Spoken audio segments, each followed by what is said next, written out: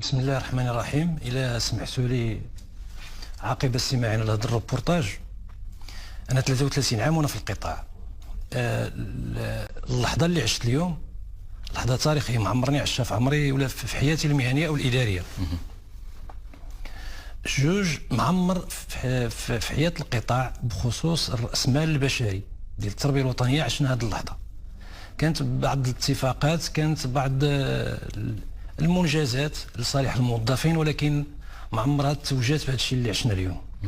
جوج كنحييو، ما فيها باس، كنحييو الإرادة والإشراف المباشر للسيد رئيس الحكومة على تحقيق هذا المنجز. جوج نقدر عاليا الإلحاح ديال السي بن موسى، ديال السيد وزير التربية الوطنية، والسي بن موسى يشتغل بواحد بشكل رهيب وفي الحقيقة وغريب. من يفتح معك شي ورش لا يرتاح ولا يهدأ له بال حتى ينهي الملف. وما فيها باس ثلاثة نشيدوا بالانخراط المسؤول والنقاش الحاد احيانا والجاد والاختلاف اللي كنلقاو له الحل مع الشركاء ديالنا. السياق فاش يجي هذا الشيء اليوم تيجي في تنزيل خارطة الطريق.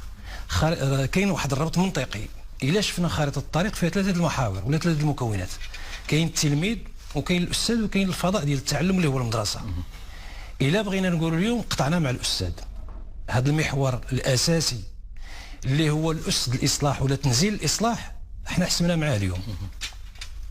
دابا الجديد شنو جاب هذا النظام الأساسي بارابور لواحد النظام اللي في عمره 20 سنة، وطبيعي عالم التربية والرأسمال الذكي خصوصا في قطاع التربية الوطنية اللي تبني الإنسان وتبني أبناء البلد وتبني المستقبل وتبني أجيال المستقبل.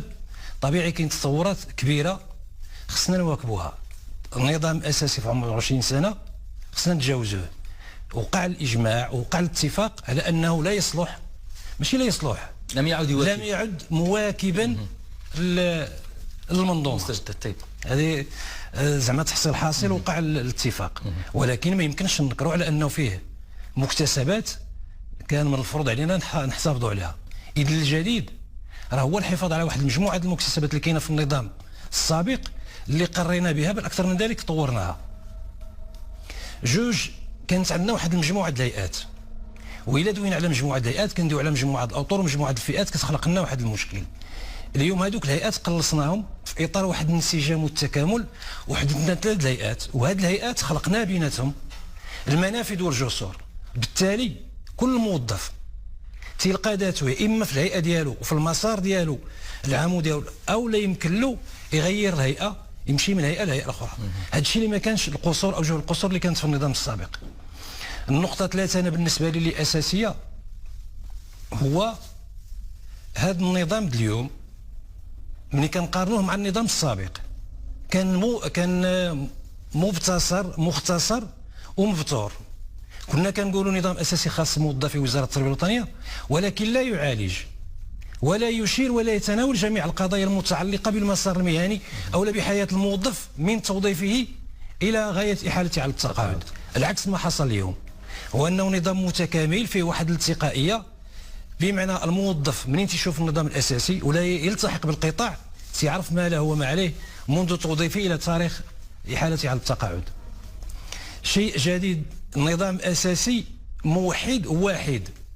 تطرح السؤال بمعنى ضمنيا ما عندناش انواع، عندنا موظف واحد في الوزاره، موظفين القطاع يخضعون لنفس النظام ويستفيدون من نفس الشروط. بمعنى ضمنيا ما عندناش اليوم ابتداء من اليوم من 14 يناير 2023 لا يمكن الحديث عن موظف بالقطاع وواحد الموظف سميتو موظف ولا اطار ديال الاكاديميه، يخضع له الجميع من التوظيف كما قلنا حتى التقاعد.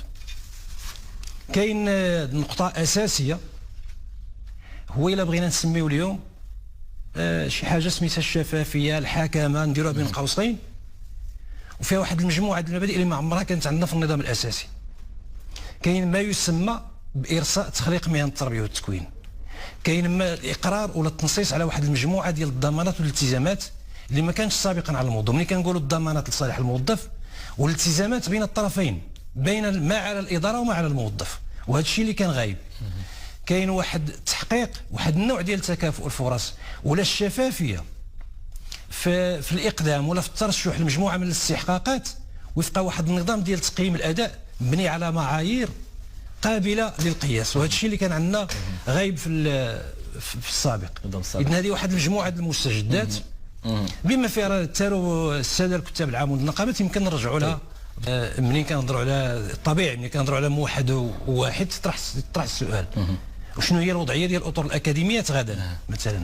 ابتداء من انا كما قلت لك من اليوم، من تاريخ التوقيع على الاتفاق في انتظار صدور النظام الاساسي، لم نعد نتحدث على موظف سابق ولا موظف خاضع لشي حاجه ما عرفتي. يمكن نقولوا النظام الاساسي السابق للوزاره ولا موظف تابع للوظيفه العموميه، واحد الموظف سميتو اطار الاكاديميه. اذا ما هذا الشيء ما بقاش، غادي يتم الادماج ديالهم في نظام اساسي. الا قلنا نظام اساسي واحد وموحد، يعني سيتم ادماج جميع الموظفين ديال منظومه التربيه والتكوين تيخضعوا لنفس النظام، نفس الشروط، نفس الحقوق، نفس الواجبات، نفس الامتيازات، ماشي خارج النظام، داخل النظام. يتم ادماجهم. غادي يتم ادماجهم في النظام الاساسي. بالاكثر من ذلك سيستفيدون من واحد المجموعه المستحقات باثر رجعي. عندنا واحد المجموعه ديال الموظفين اللي عندهم باقي ما مرسمينش، وباقي عندهم واحد المجموعه ديال المستحقات ديال الترقيه في الرتب، واللي غلاف مالي زعما مقدر كبير غادي يستافدوا منه فور ادماجهم باثر رجعي. طيب نقطه 3، جميع الاستحقاقات، جميع الامتيازات ولا جميع الضمانات اللي عند الموظفين غادي يخضعوا لها اطر الاكاديميات. طبيعي ملي كنقولوا نظام اساسي عنده 20 سنه، طبيعي يمكن يخلف ما بين قوسين بعض الموظفين تيحسوا بالغبن ولا عدم الانصاف ولا انسداد الافق ولا المسار المهني. وفي هذا الاطار هذا يمكن نعتبره ماشي جديد، طبعا مع واحد الوضعيه باش ندخلوا، حيت الا بنيتي نظام اساسي بواحد المجموعه ديال التقاطعات بافق ومسار مهني جديد، المفروض خص تقطع مع واحد المجموعه ولا تعالج، تكون عندنا الجرأه باش نعالجوا واحد المجموعه ديال القضايا ولا الملفات تسميوها الشركاء ديالنا العالقه ولا اللي تحسوا فيها الموظفين احيانا بالغبن. انا غادي يمكن لي باش نتواضحوا وتكون الرساله ديالي واضحه، انا هادو يمكن لي نسردهم لكم باش الفئات اللي معنيه. انا كنسمع على انه كاين بعض الاحتجاجات، كاين هذا الشيء اللي الا كانت الاسباب هي المعالجه الاوضاع ديال الناس ولا هي النظام الاساسي الجديد خصو ينص على الامكانيه ديال حل القضايا ديالهم، فهذا الشيء اللي جا اليوم في النظام الاساسي. وغنعاود نرجع للجديد بالاضافه للمبادئ اللي قلت لك في الجديد، راه معالجه جميع القضايا ولا جميع الملفات اللي كانت عالقه، بما فيها الموظفين اليوم المرتبين في السلم 10 واللي توظفوا سابقا في سلم 9، ولا الموظفين اللي كانوا في سلم 9 وما استافدوش من الترقيه لسلم 10، ما استافدوش من واحد المرسوم سابق. اللي عندنا الاساتذه الراسبين في سلك التبريز، عندنا الاساتذه حاملي الشهادات الجديد، حنا كنا عالجناه في الاتفاق ديال 18 يناير، ولكن كان غادي تكون معالجه الا بغينا نقولوا استثنائيه. الان اليوم تيتم الاقرار بالترقيه كمسار جديد بالنسبه للاساتذه حاملي الشهادات وحاملي الدكتوراه، بمعنى كاين الاقرار بنظام ديال الترقي عن طريق الشهادات، عن طريق الاساتذه الحاصلين على الشهادات والحاصلين على شهاده الدكتوراه، بالاضافه لمعالجه واحد المفتح المسار لواحد المجموعه ديال الفئات الملحقين التربوي والملحقين الاقتصاد والاداره، كلهم غادي يلقاو ذاتهم في هذا النظام الاساسي. بمعنى ما كاينش اليوم شي فئه اللي ما عندهاش نفس المسار المهني. كنا في القطاع كنبداو في واحد السلم وكننتهيو في نفس السلم، عندنا نفس المسار وعندنا الامكانيه ديال يا اما نشتغلوا ونترقاو داخل الهيئه ديالنا، يعني ذاك الترقيه العموديه، ولا عندنا الامكانيه بشكل قانوني وبشكل سلس انه نولجوا الهيئات اخرى. وما نساوش على انه هذا الشيء تبذل فيه مجهود باش نبنيو هذا البناء. زعما بكل تواضع راه استفدنا من انجح التجارب الدوليه، راه 30 اجتماع اللي استغرق معنا الامر مع النقابات التعليميه، 30 اجتماع راه ما سهلاش. بمعنى استعرضنا التجارب الناجحه والناجعه في العالم حتى الدول القريبه منا، ولكن استرشدنا التجارب الناجحه وبنينا خذينا منها الايجابي. اللي مطلوب منا اليوم في الاسابيع المقبله ان شاء الله هو التنزيل، هو الاشراك ديال النقابات الشركاء ديالنا، الاشراك ديالهم في تنزيل هذا الاتفاق عبر مراسم وعبر قرارات تطبيقيه باش نكونوا في الموعد مع نساء ورجال التعليم ونعطيو باكيج واحد من ربحوا الزمن الاداري والزمن التربوي. نعم. وانا زعما باش نكون واضح مع نساء ورجال التعليم في سبيل انجاح الاصلاح كل شيء وفي سبيل التلميذ وفي سبيل ذاك الفضاء ذاك المؤسسه اللي كنبحثوا على انها تكون ذات علاقات مهنيه متميزه وكتبني لنا فريق تربوي. كل شيء يهون في سبيل الاستاذ اللي عطيناها للاستاذ يستحقها.